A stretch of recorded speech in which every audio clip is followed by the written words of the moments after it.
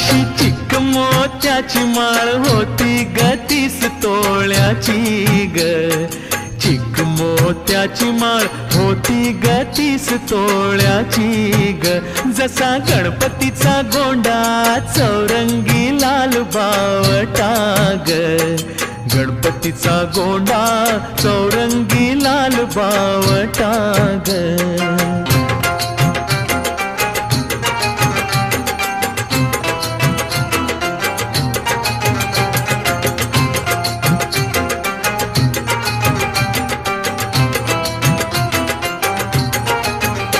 या चिकमाळेला रेशमी मौचार दोराग.